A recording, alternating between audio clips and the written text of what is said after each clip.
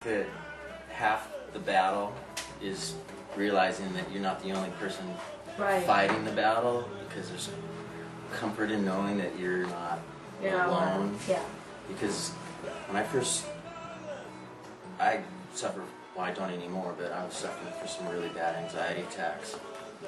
And I thought that I was crazy and that I was the only person in the world that was dealing with this. I thought I was completely losing my mind. And it started I started dealing with the anxiety right about a few months after I was diagnosed with cancer. And the type of cancer I have affects the body chemistry, which could bring on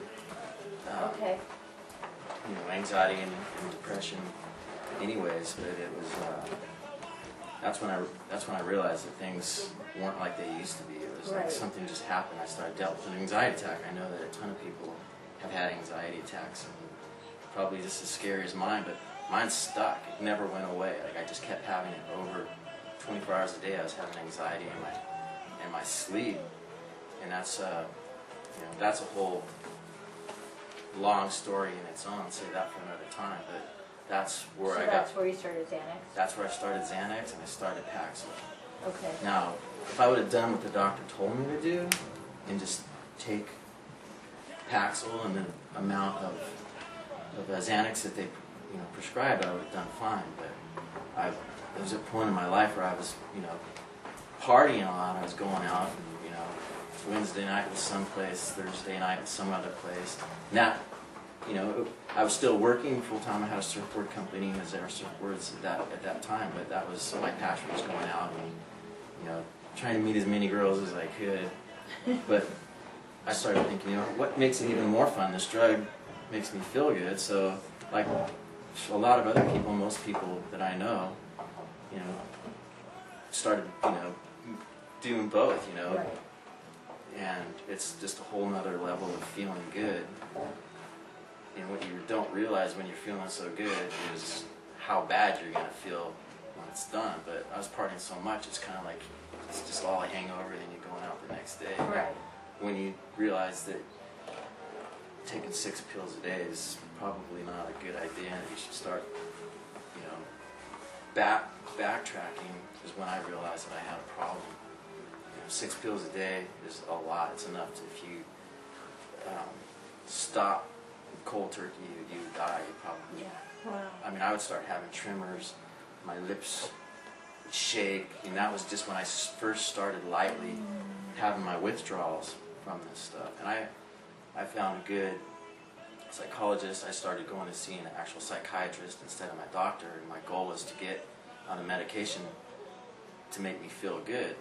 Well, I was on all kinds of different drugs, for depression and, for the cancer, so it's kind of like opening up a combination lock with just one number is real easy to figure out, but when you have 8 different drugs and they're all could be counteracting with each other one way or another, you don't know what's causing you to feel so horrible and crazy. Like, I just looked normal on the outside, but I was so uncomfortable on the inside that suicide was on my mind.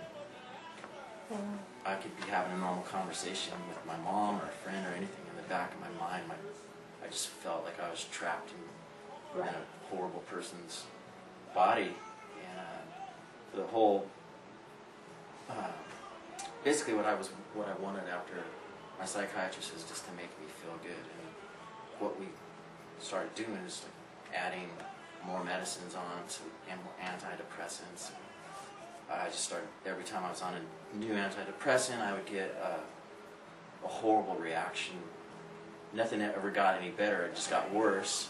And every time you get on a new antidepressant, you gotta supposedly wait 30 days before the positives start kicking in anyway, so in the meantime, you're just like, when is this gonna work? I feel terrible. But what I was failing to do is realizing that the true problem wasn't anything more than the fact that I was addicted to a terrible drug, which was Xanax. Xanax maybe saved my life at one point, because I was very bad. Like, I couldn't work. I lost all my weight. I was just so stressed out. It was the worst thing that I've ever gone through. 1,000 times worse than going through cancer. Just Anxiety. It was terrible, yeah. You Yeah, know. anxiety is awesome. So I decided that I was going to start getting off of Xanax and start lowering it down. But I wasn't finished drinking yet. Right. And then when you drink, you feel terrible the next day, and the one thing that makes you feel normal again, or at least enough to The cope with Xanax. life, is Xanax. So that's how I ended up, being on 3 today to 4 to 5 when I'm like trying to get off of it, and I realized this drug's got a hold of me. I'm not Wow. controlling this drug. This drug's controlling me. So that's what I told my doctor, is that I need to get off of this drug. And we tried some different prescriptions to ease that, and I would get down to 3 or 4.5, and it was so bad, even with the help of with other drugs that were supposed to stabilize my mood. I mean, I just couldn't stand being in myself. Right. Like, all I wanted to do was sleep or go get a massage somewhere. It was like the only comfort that I could get besides taking the medicine, which is what I was trying to stop doing.